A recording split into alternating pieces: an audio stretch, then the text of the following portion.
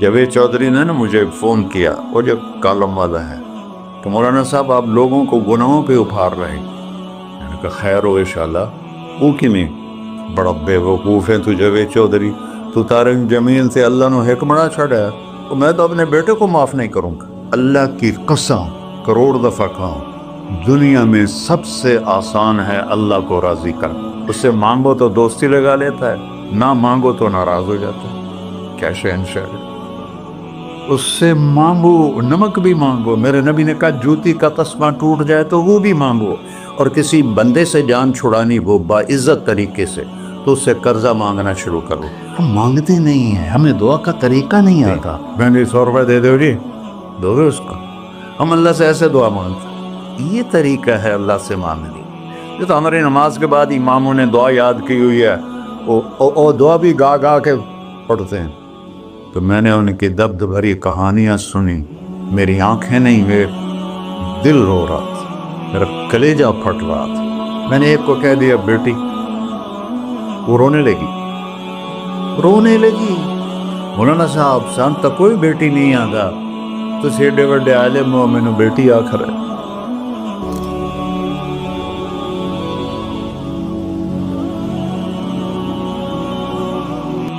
اللہ سے جڑے بغیر اور اللہ سے ایک انسان، اللہ کی قسم کروڑ دفعہ کہوں، دنیا میں سب سے آسان ہے اللہ کو راضی کرنا۔ ایک ٹکا نہیں چڑھی، سب سے آسان ہے اللہ کو راضی کرنا، سب سے مشکل ہے بندوں کو راضی کرنا، اور اللہ کو اتنی ایک اللہ کی حدیث قدسی سنو، کہتا میرا بندہ لو بلغ الذنوب عنان السماء، تو اتنے گناہ کر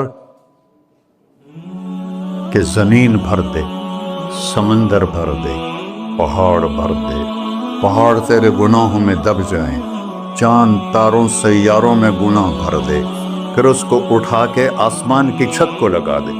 آسمان ناقابل دید ہے، آج تک کوئی نہیں دیکھ سکا، نیلا رنگ تو روشنی ہے سورج کی، اور تو آسمان کی چھت کو ایک عورت، ایک مرد، میں کہتا ہوں سارے فرشتے، سارے انسان، سارے جنات اور جانور بھی انسان بن کے گناہ کریں، قیامت تک نہیں اوپر جا سکتے، اور میرا اللہ کہتا ہے تو ایک مرد عورت اتنے کر کہ آسمان کی چھت کو لگا، اور ساری دنیا کے مفتی کہیں گے بدبخت ہے، برباد ہے، کافر ہے، مرتد ہے، کہا نہ سنی نہ دیگر میرے کو آ جائیں، اور میں نے صرف ایک باری آکھی اللہم اغفر، اللہ مجھے معاف کر دے، تو اللہ کہتا ہے غفرت لک ولا ابالی، تیرے سارے معاف کر دوں گا، اور مجھے کوئی پوچھنے والا نہیں، اور مجھے کوئی پرواہ نہیں۔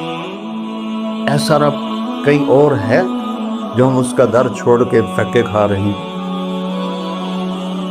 ہمارے لیے تو نمونہ ہمارے نبی کی ذات، نہ کہ مغربی اقوام، مغرب میں تو جا کے سورج بھی ڈوب جاتا ہے، تم کہاں سے طلوع ہو؟ میرا نبی کو اللہ نے مشرق میں پیدا کی، مغرب ڈوبنے کی جگہ ہے، مشرق ابھرنے کی جگہ ہے، تو اب جو کام بھی کرے اس کا ایک معیار ہے، اللہ ناراض نہ ہو اور اللہ کے نبی کا طریقہ کے خلاف نہ ہو، تو پھر دنیا بھی آپ کی ہے، آخرت بھی آپ کی ہے۔ تو اللہ سانا اچھا، اب معافی مانگ لی، توبہ کر لے، ٹھیک ہے، پھر گناہ ہو گیا، اب کیا کریں؟ اللہ تعالیٰ کہتے آ جا، پھر معاف کر دوں گا۔ پھر گناہ ہو گیا، پھر کیا کریں؟ تو اللہ کہتا آ جا، پھر معاف کر دوں گا۔ اغفر لہم مستغفرونی، جب تک توبہ کرتے رہو گے میں معاف کرتا رہوں۔ جاوید چودھری نے نا مجھے فون کیا، وہ جو کالم والا ہے، کہ مولانا صاحب آپ لوگوں کو گناہوں پہ ابھار رہے ہیں۔ میں نے کہا خیر ہو انشاءاللہ۔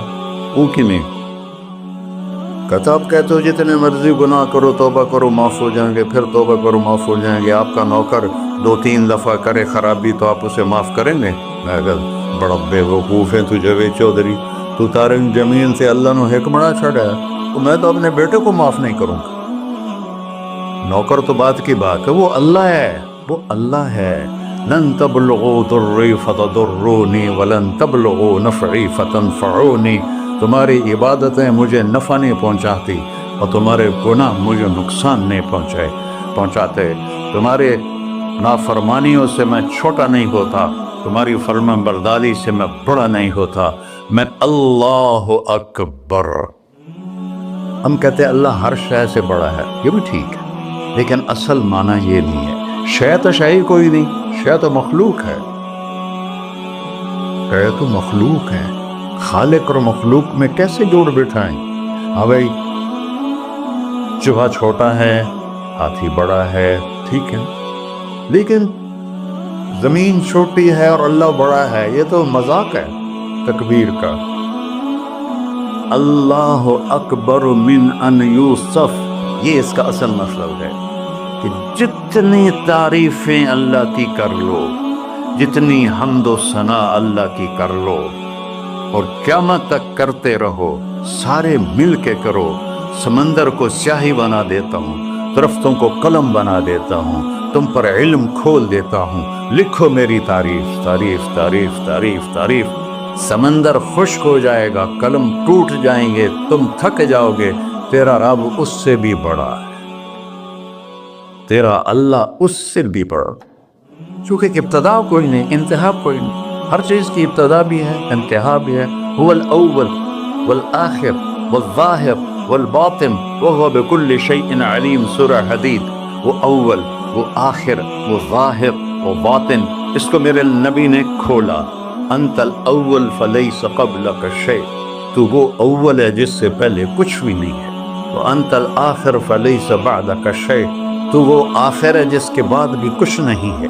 وانت الظاہر فلیس فوقک شیء، تو اتنا بلند ہے کہ تیرے اوپر کچھ نہیں ہے۔